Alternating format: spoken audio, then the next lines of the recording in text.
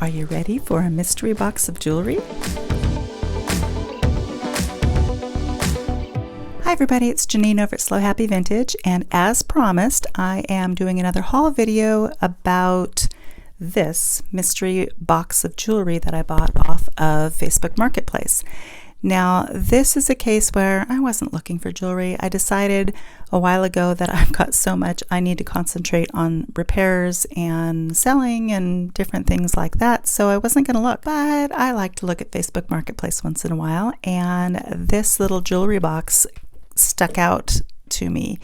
The whole thing was $25, and there were some pictures of some of the jewelry and the jewelry box, and I figured the jewelry box alone is worth $25. So I thought, what the heck, I'm gonna get it. The lady was super nice, and I really haven't gone through much of anything in here yet. Let's go through it, see what we found. I have said time and time again that I really don't like buying mystery boxes because I don't like being stuck with items that I don't really like. When I look at a lot online, I always look at the overall lot, and I want there to be at least one or two things that I can sell that will pay for the entire lot, or one or two things that are worth it to me to keep that would pay for the entire lot. And in this case, let me stick this off to the side a minute. This box, this is like a Florentine style jewelry box. Let me zoom out here. It's gilded. It's really lovely. It's made in Japan. It's not a music.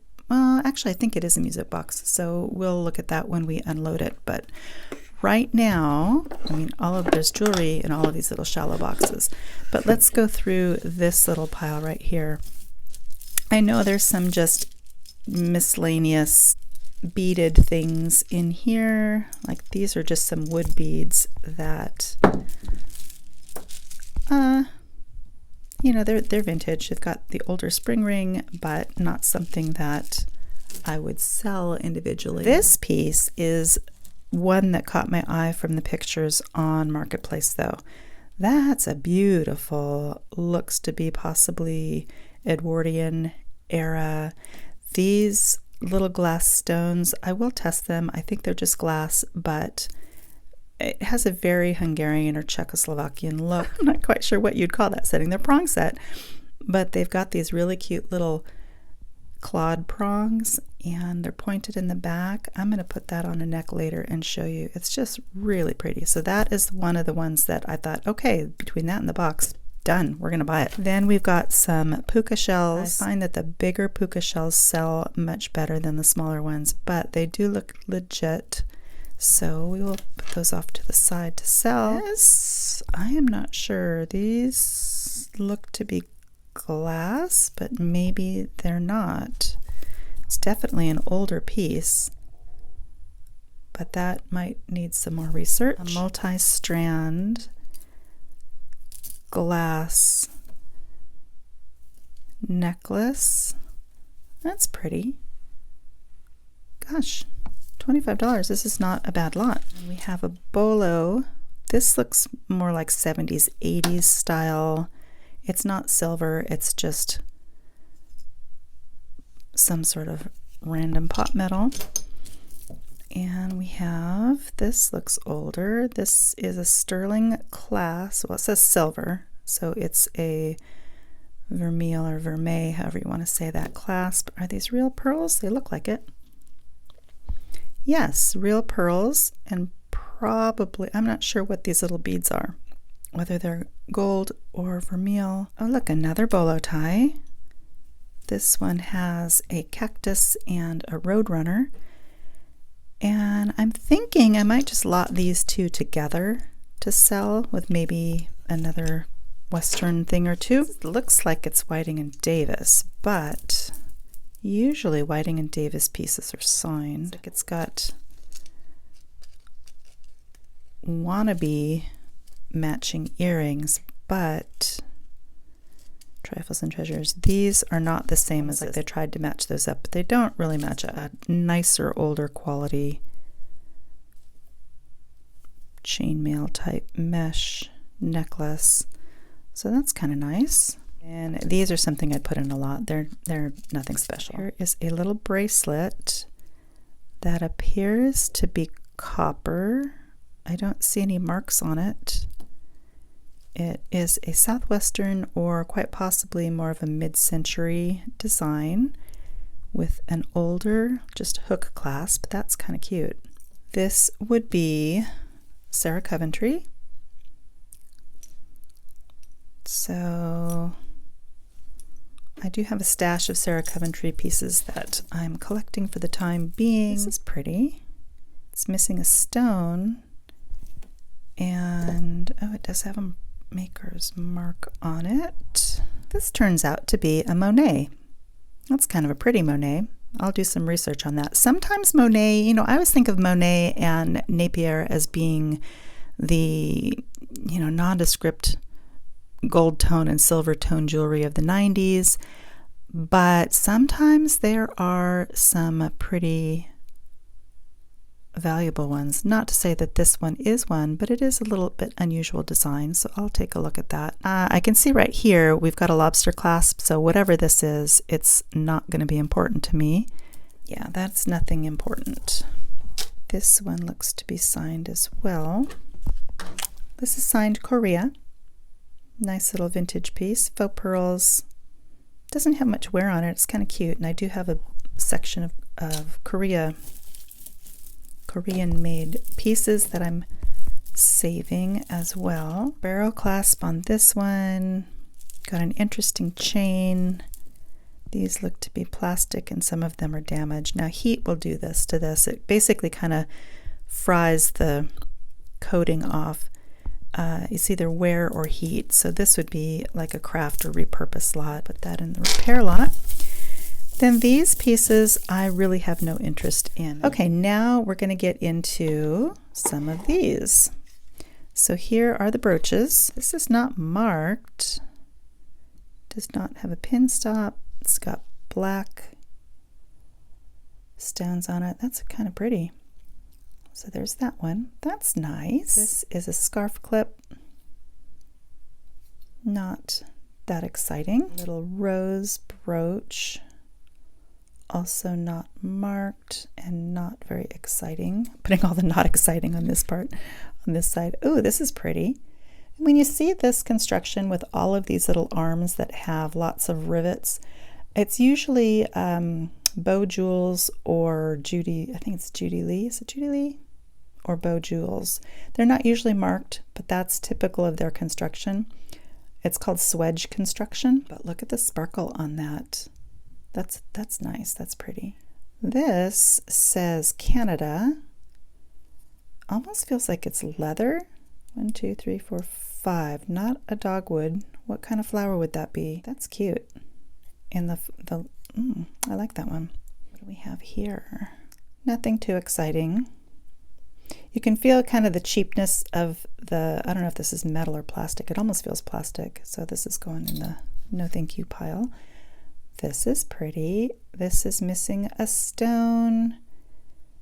It is made to mimic Bohemian garnet, but you can tell from the texturing on the back and the foiled stones that this is a more modern piece. But it's very lovely. I'll probably put this in a lot, but it'll be a bit nicer lot once I put a new stone in there. This one is another scarf clip. Maybe I'll have a lot of scarf clips. Then this piece, ooh. This is an older piece. It looks like it could be gold filled. It's all, oh gosh, that's really pretty. I like that one. And I can tell there is a music box in here because there's a little lever on the inside. We'll see if that works at the end. This is Brighton. And Brighton is typically, oh, there's the signature. It says Brighton on it right there. And looks like mother of pearl and the typical classic Brighton design. Then we have, what is this? Oh, just a quartz watch. Nothing exciting there. This one is a vintage watch. I don't see anything. I don't really deal with watches. I just feel like, you know, whether they keep time, if people are going to be happy with them. And then this one, never seen a watch with wings. This looks suspicious. And there you have it. Okay, we've got 14K on the back of this, but the question is it just the back or is it these wings too? Oh gosh, wouldn't that be great if the whole thing was gold? All right, got to test that one. What are we testing? What is this? That's just a Timex. Just a Timex. Timex was the watch of the day. What was the slogan? Takes a licking but keeps on ticking. Okay, so we're going to look this one up. Got a little pile of things to look up and then things to test. Here's the top drawer. For starters, we have a stick pin. Well, we found some gold in there, so we're going to test that too. I don't think it is. These do not look very important, but they're cute. They look brand new. You never know when you buy a lot of jewelry whether or not these are the original things they came on. But that will go on a lot. No, I don't think they're bone or anything, but not interested in those. We have a cufflink. Do we have another cuff? Yep, we have the other cufflink. It is mother of pearl. No markings, and they do have quite a bit of wear on them. You know, I have seen people take cufflinks and turn them into charms for a charm bracelet. I'm not sure how I feel about that. Not a whole lot of people wear cufflinks anymore, but there are some people who do. So I think if they have a whole lot of wear on them, like these kind of do have a lot of wear, it might be a good repurposing thing to turn them into charms for a charm bracelet. But I'm just going to put these off to the side for now. These are pretty. I don't think they're marked. They're not missing anything, so those will go in a lot. I don't know. I like hearts. Maybe I'll try those.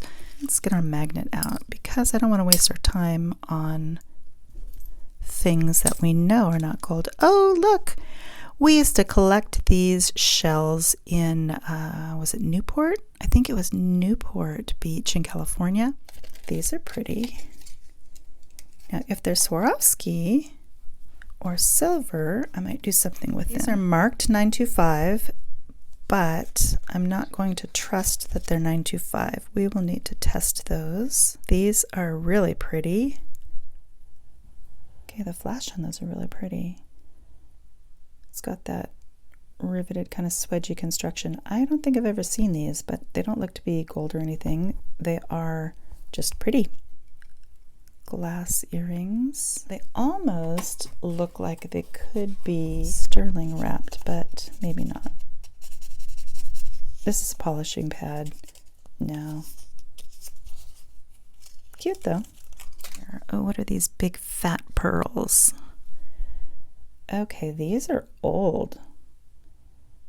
These, I would venture to say, are probably gold of some kind. I don't see any marks on them, but they've got the very old screwbacks with the winged screw. This is usually indicative it's like Edwardian or earlier.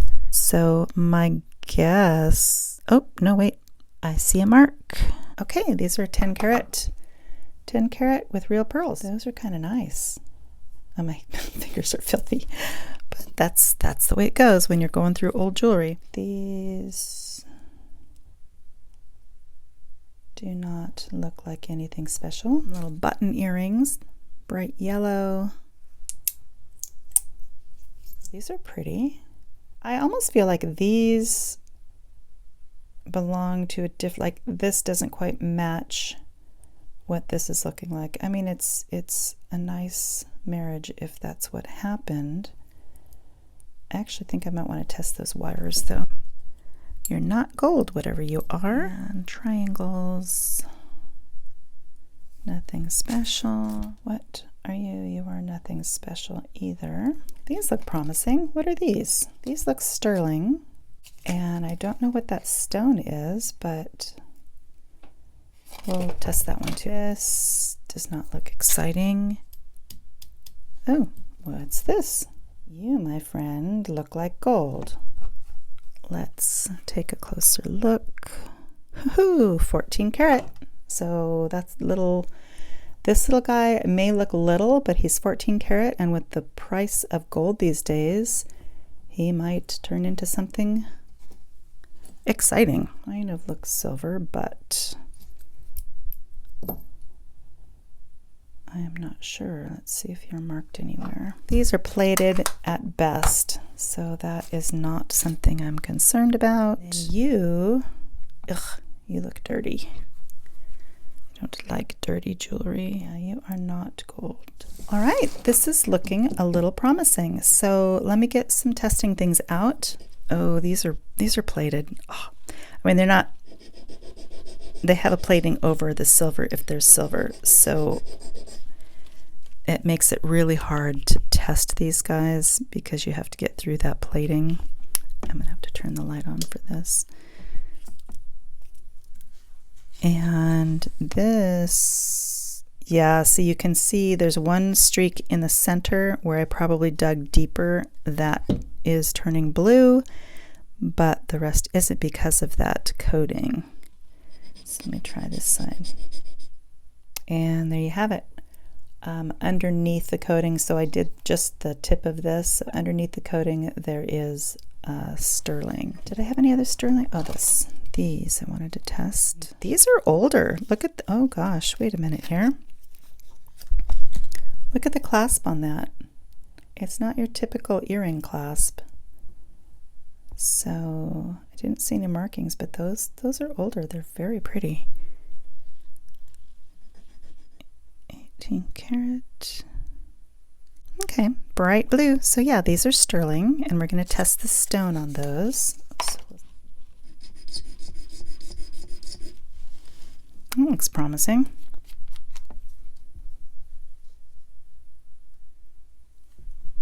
Yeah, that looks very promising. Okay, those are 10 karat. So yes, we got gold there. This guy, first test is going to be magnet. You are magnetized, so I'm not even going to test you. So I'm looking forward to doing repairs, and I hope you are too, and cleaning. I have lots of verdigris to clean, so we're going to do a verdigris video. I have a list of things that I want to do, and I just haven't gotten to them yet. Okay, so 14 karat is not happy. Not 14 karat. Let's test a little lower than that. Go ahead and get our 10 karat out again. So the 10 karat is holding quite, nope, just disappeared. I'm venturing to say that these are not, but they are pretty. Now we're going to test this little guy. It says 14 karat, so let's see how right it is. Yep, that is definitely 14 karat. Oh, the watch. So we know the back is most likely. Let's test these wings. And if it says 14 karat, I'm going to assume that the wings could possibly be 14 karat as well. Like I said, I've never seen a watch like this. Wouldn't it be great if it's gold though? I think it is. 14 karat is not doing anything. Wow. So I wonder how much of this watch is gold. Now when I'm testing gold, this is just my preliminary test. What I normally will do once I have a pile of stuff that I think is gold based on my acid testing, yes, I will take these pieces to my jeweler to confirm, and then I decide what to do with them.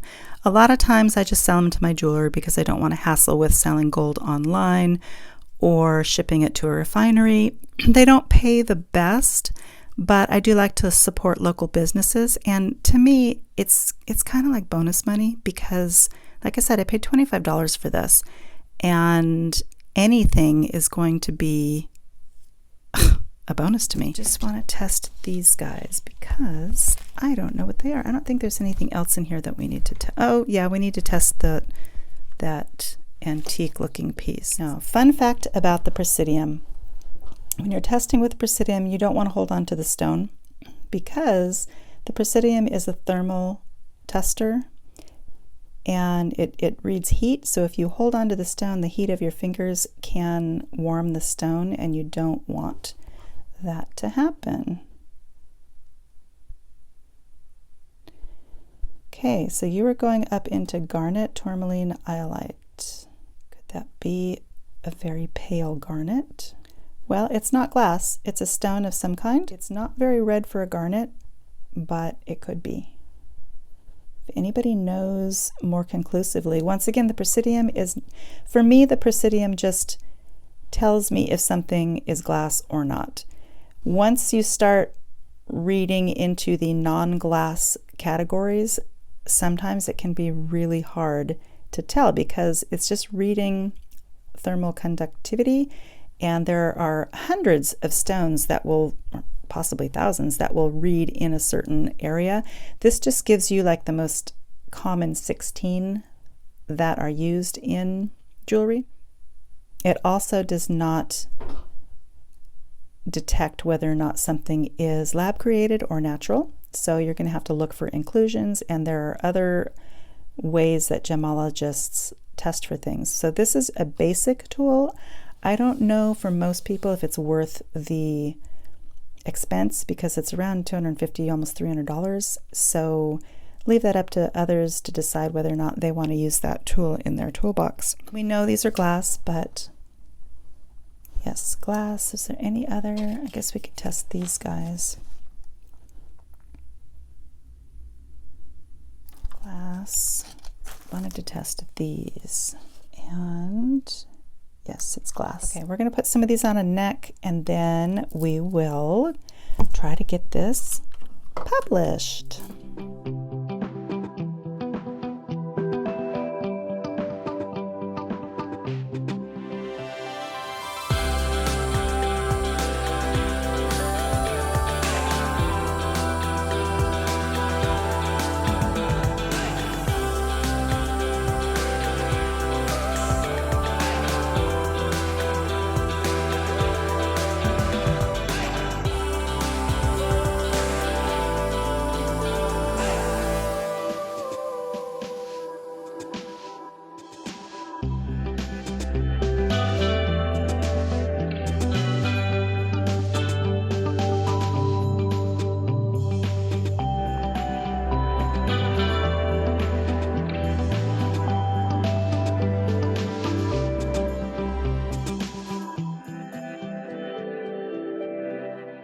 Once again, if anybody is interested in any of the pieces here, please don't hesitate to send me an email at slowhappyvintage@aol.com, and we'll see what we can do. I'm actually thinking about doing a potentially interesting video.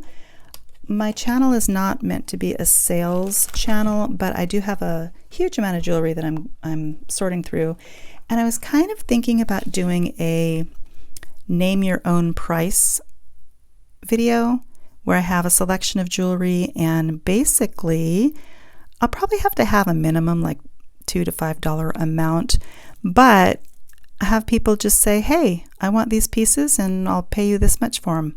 And shipping, of course, would be extra because shipping is crazy high these days. What do you think about that? What would you be interested in? It wouldn't be a live sale, it'd just be a video, and I would present a bunch of stuff and basically tell you, hey, if you want any of these things, name your price, and I would sell them to you for whatever you wanted to pay for them. Let me know in the comments what you think about that, and I'll see what we can figure out. I feel like there's something else in here. What's rattling? Oh, pennies. I got some pennies. Okay, lastly, does the music box work?